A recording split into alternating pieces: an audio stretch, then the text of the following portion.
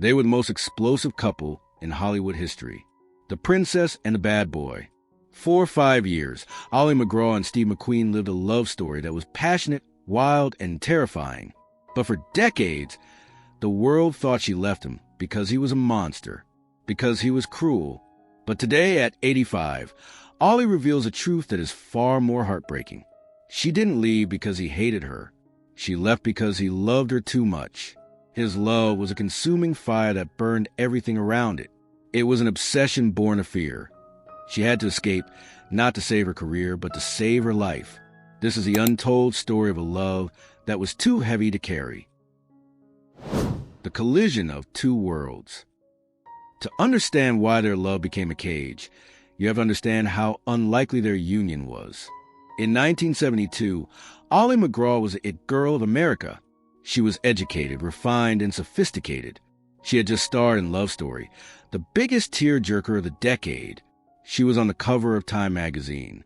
She was married to Robert Evans, the powerful head of Paramount Studios. She lived in a world of champagne, silk, and polite conversation. Steve McQueen was the opposite. He was the king of cool. But beneath the sunglasses and the fast cars, he was a street rat. He grew up in reform schools. He had been abandoned by his mother. He clawed his way up from the gutter with nothing but grit and paranoia. He didn't trust Hollywood. He didn't trust sophistication. And most of all, he didn't trust women. When they met on the set of the Getaway in Texas, it wasn't just attraction. It was a collision. Ali later described it as a chemical reaction. It was visceral. Steve looked at her and saw something he had never possessed. Class. Stability. A woman who didn't need him for his money. Ali looked at him and saw something she had never felt. Raw, dangerous masculinity. He wasn't playing a game. He was dangerous. And to a good girl like Ali, that danger was intoxicating. They fell in love instantly. It was reckless. It destroyed her marriage to Robert Evans. It scandalized Hollywood. But they didn't care. They felt like they were the only two people on Earth. In those early days, his intensity felt like passion. When he demanded to know where she was every second, it felt like devotion. When he stared at her across a room, blocking out everyone else, it felt like true love. She didn't realize yet that this intensity wasn't just passion. It was panic. He was holding on to her, like a man hanging off a cliff holds onto a rope. And soon, the rope will begin to fray. The little boy inside the monster. This is a part of the story that most tabloids miss. They paint Steve McQueen as a villain, a chauvinist pig who wanted a maid, not a wife. But Ali MacGraw, looking back with the wisdom of 85 years, sees something different. She sees a frightened little boy. Steve McQueen's childhood was a horror story. His mother was an alcoholic who abandoned him repeatedly. She would leave him with relatives, come back promising a new life, and then choose a new boyfriend over him. He learned the hardest lesson a child can learn. The woman you love will eventually leave you. This trauma was the engine that drove his entire life.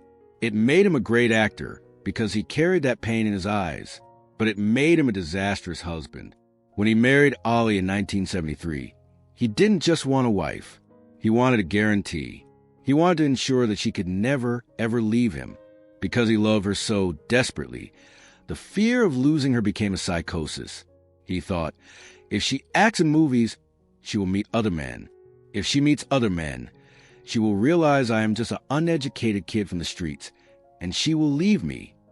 His controlling behavior wasn't born of hate. It was born of a crushing inferiority complex. He demanded that she stop working.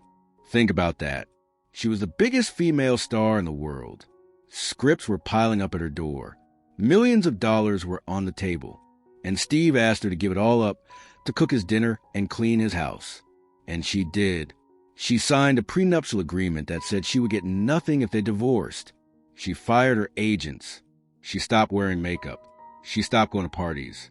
She shrank her entire world down to the size of a shadow. Why?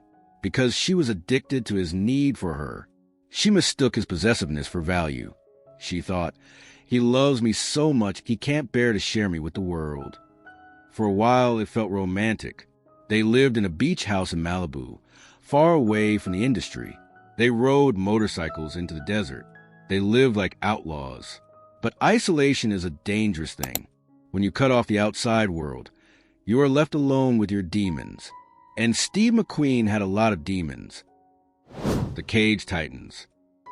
As the years went by, the protection began to feel like a prison.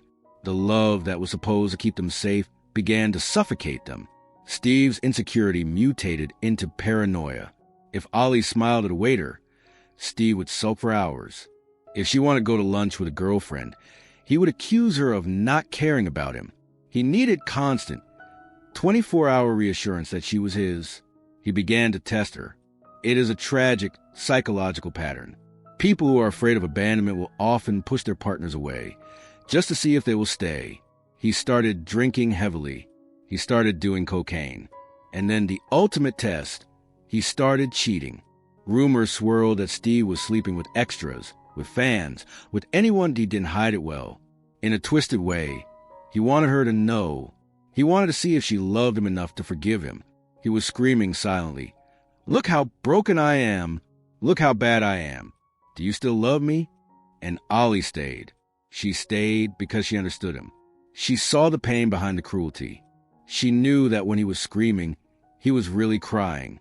She tried to heal him with her love.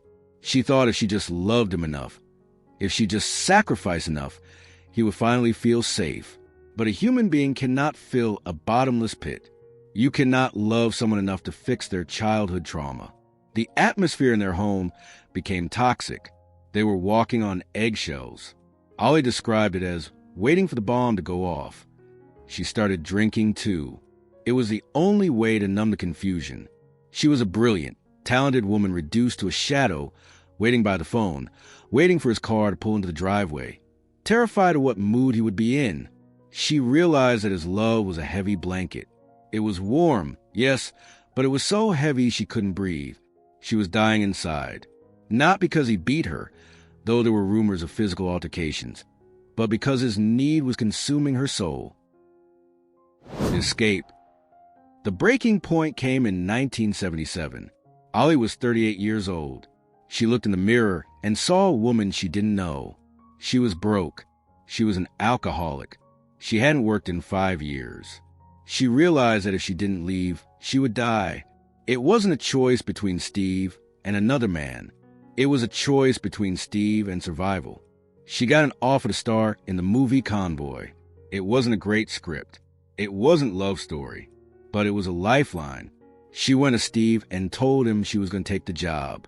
She hoped he would support her. She hoped he would see that she needed to breathe. Instead, he gave her an ultimatum. If you take that job, we are done. He couldn't handle her having a life outside of him. His fear of losing control was absolute. This was the moment the illusion shattered.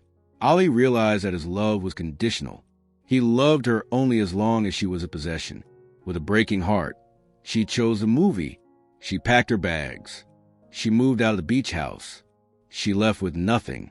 No money because of the prenup. No car, no home.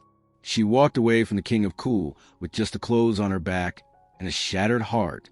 Steve was devastated. His worst nightmare had come true. The woman he loved had left him. But he couldn't see that he was the one who pushed her out the door. He spiraled. He grew a beard. He gained weight. He became a recluse. Without Ali to anchor him, he drifted further into darkness. He tried to replace her. He married a young model named Barbara Minnie a few years later. But friends say he never got over Ali. She was the one who saw him, really saw him, and he had let her go. The final tragedy. The tragedy is that they never got the chance to fix it. Only 2 years after their divorce, Steve McQueen was diagnosed with mesothelioma. It is a rare, aggressive cancer caused by asbestos exposure. The doctors gave him months to live. The invincible Steve McQueen, the man who outran Nazis in The Great Escape, was dying. As he faced his mortality, his anger began to fade. He sought treatment in Mexico, desperate for a miracle. In his final months, it is said that he made peace with many of his demons. Did he think of Ali? Ali believes he did. She says they had a psychic connection that never broke. Even when they were apart, she could feel him. Steve died in a Mexican hospital in 1980. He was only 50 years old. When Ali heard the news, she fell to her knees. Despite the pain, despite the control, despite the fear, he was the love of her life. She didn't grieve for the monster. She grieved for the frightened boy who just wanted to be loved. She realized then that their timing was just wrong. If they had met later, if he had gotten help, if he had learned to trust, maybe they could have made it. But maybe is the most painful word in the world. The scar of true love. Today, Ali MacGraw is 85 years old. She lives a quiet life in Santa Fe, New Mexico. She has gray hair. She embraces her age. She has found peace. But when she speaks of Steve McQueen, her eyes still change. There's a softness there, a deep, abiding sadness. She doesn't paint herself as a victim anymore. She admits, I was obsessed with him. I couldn't get enough of him. She recognizes that they were both broken people who tried to save each other and failed. Her story is a lesson for all of us. IT teaches us that love is not enough. You can love someone with every fiber of your being, but if that love is based on fear, it will destroy you. Real love requires trust.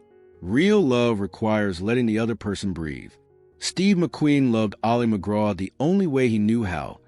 By holding on so tight, he crushed her. At 85, she has forgiven him. She understands now that his control wasn't about power. It was about terror. And understanding is the final form of love. She carries the scar of their marriage not as a wound, but as a memory of a fire that burned too hot to last. What do you think? Is it better to have a passionate, dangerous love like theirs, or a safe, quiet one? Can you forgive someone for loving you too much? Let us know in the comments below. This is the story of the king of cool and the woman who survived him. Thank you for watching.